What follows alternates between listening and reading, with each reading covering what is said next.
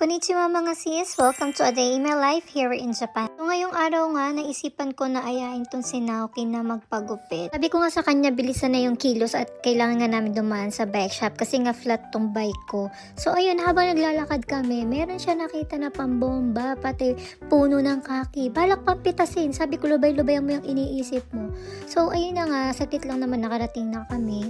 So kailangan mo lang maghulog ng 50 yen. Sabi niya nga, siya din daw is hangin na ng bike niya para sulit na sulit. Biro mo 50 yen lang, meron ka ng 3 minutes para magamit mo. So ayun na nga, papunta na kami doon sa lugar ng pagpapagupitan niya. Saglit lang din naman at nakarating na rin kami dito sa lugar na to. Ayan, sa mga taga-Japan, kung nakikita nyo, ayan, napakamura nung kanyang pagpapagupitan, 1,000 yen lang. Ala pa nga yatang 1,000 yen. So ayun nga, pagdating mo dito, kailangan mo lang puntahan to. Ayan, kuha ka ng number since wala naman din masyadong tao. Ayan, siya na agad yung aayusan. Ayan, pinapaliwanag na nga din niya kung ano klase ng gupit yung gusto niya. So, ayun nga, sabi ko nga, nauuhaw ako at kailangan kong bumili ng maiinom. Kasi nga, sobrang tagal ko din nang hindi nagbike sa Shiburi. Kaya, ayun, hingal na hingal ako kahit malapit lang. Ayan nga, nagbabayad lang din ako. At eto, pagdating ko naman dito, ayan, medyo nakikita natin may pagbabago na. At ayan na nga, tapos na siya. Sabi ko, tingin ka dito at bibidyohan kita. Sabi niya nga, siya na nga lang daw magbibidyo sa sarili niya. Ayan nga, uwi na rin din kami kasi nga balak din niya daw mag-Uber after niya magpagupit. At saglit lang din naman, nakauwi na kami. Pagdating namin, sabi niya sa akin, pakita mo din tong rep natin kasi nga, ayan nga, may sobra kaming rep, baka may gustong kumuha ng rep namin.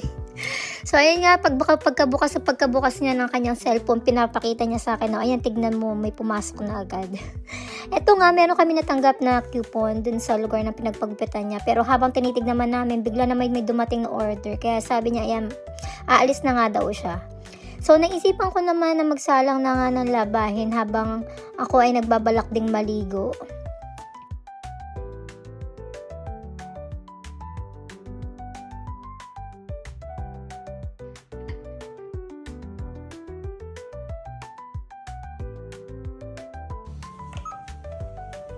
After ko ang maligo, nakita ko na hindi pa tapos yung nilalaban ko. Kaya ito, magtitiklom na lang muna ako. Tapos bigla naman tumawag tong ko, ini-explain niya yung ipin niya. At eksena din tong aking asawa, bigla rin tumawag, ini-explain sa deliver. Sabi ko nga sa kanya, mamaya na lang at nagtitiklop ako. Masakit pa yung ulo ko.